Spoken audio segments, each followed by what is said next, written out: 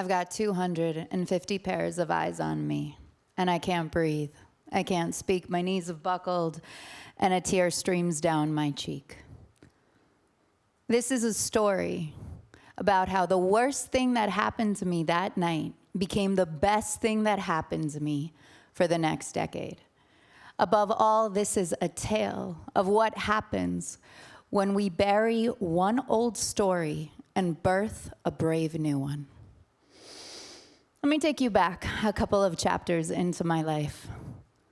We're in New York City, the city that never sleeps, in my favorite speakeasy with candelabras ablaze. I'm an advertising executive kicking ass in my mid-20s, and my client has just been diagnosed with cancer. So I'm taking him out for drinks, and we're sharing stories, and I'm telling him about backpacking through Cambodia and working at orphanages, and he turns to me and goes, "ViKA, you have got to do the MOTH." I'm like, "What's the MOTH?" He says, "Only like the coolest underground, most prestigious storytelling competition. It's like a couple hundred people, 10 storytellers, you got 5 minutes to tell a true life story." And I literally start cackling. I'm like, there is no way that I am getting on stage in front of a couple hundred people and telling a true story. You're crazy, Kyle. He says, "You do it every day in advertising. You always tell us stories." I'm like, "Yeah, a dozen people at a time is fine." And a couple months go by, and I have 2 more heartbreaks. My adopted mom dies of cancer. I break up with the man that I thought I was gonna marry. Kyle and I are checking in on each other. He goes, "Yo, did you do the MOTH?" And I was like, all right, Jewish guilt going hard. I am going tonight. I Google it, I look it up. I walk inside, there's 300 people in the middle of Soho that are sitting with bated breath, waiting for each storyteller to share their tale. And in a city where you feel totally invisible and disposable, this was nothing short of a holy experience. And so I walk out of there, and I start recording my first MOTH.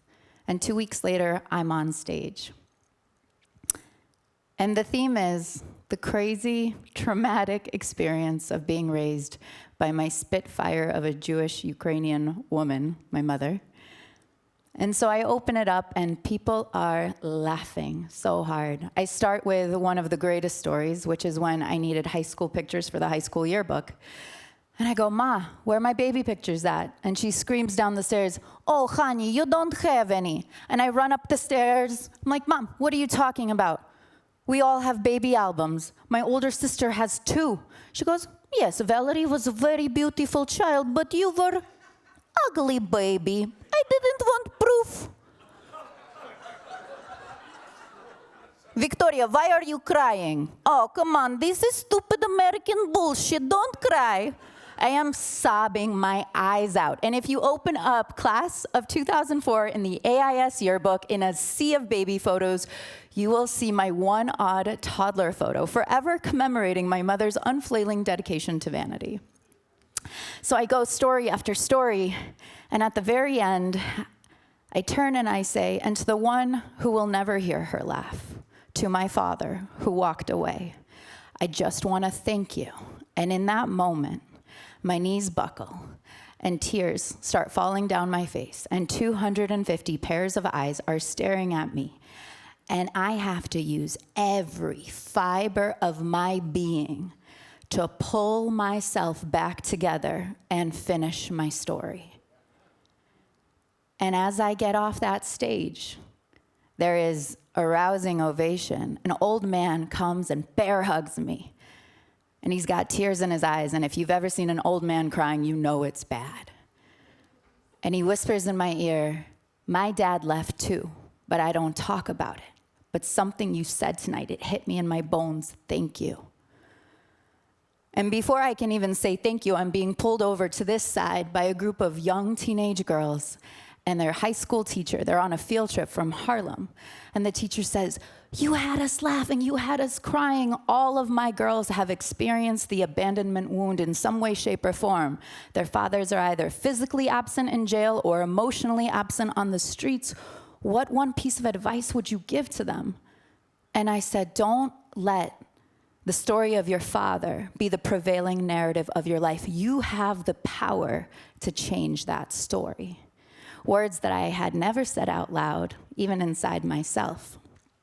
And so as I got out of there, I was walking home, and it hit me. It hit me so hard that this was the power of story, the universality of it all.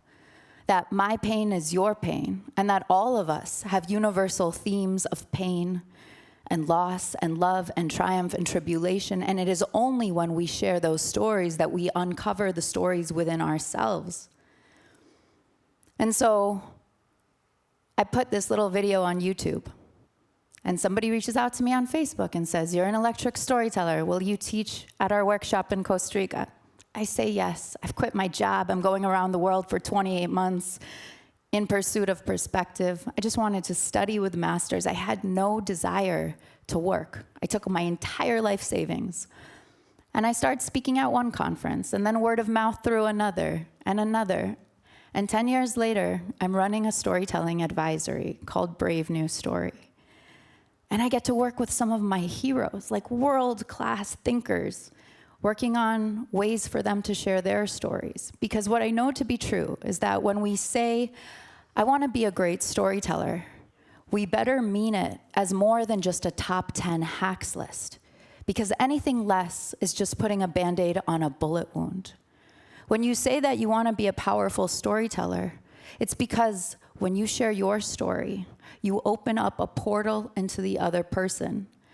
And as leaders, the only way that you're going to persuade somebody to do anything ever is through the power of story. Steve Jobs said, "The most powerful person in the room is the storyteller, for they hold the vision and values of the entire generation."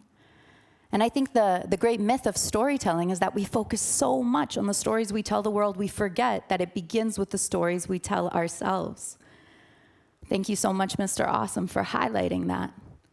Because until you have alignment with your inner narratives to your outer narratives, until you really understand that it's about the inner game meeting the outer game, then everything you say will lose the one thing you need to make an impact: authenticity. We can smell bullshit a mile away. And you know what it feels like to listen to a story when somebody doesn't even believe it themselves. So the most impactful thing that you can do in your storytelling is to be sincere, is to open a door so that somebody else can step forward. Because conscious storytelling, becoming aware of the stories that you believe, that you craft, and that you tell, is the way to paradigm shifting change.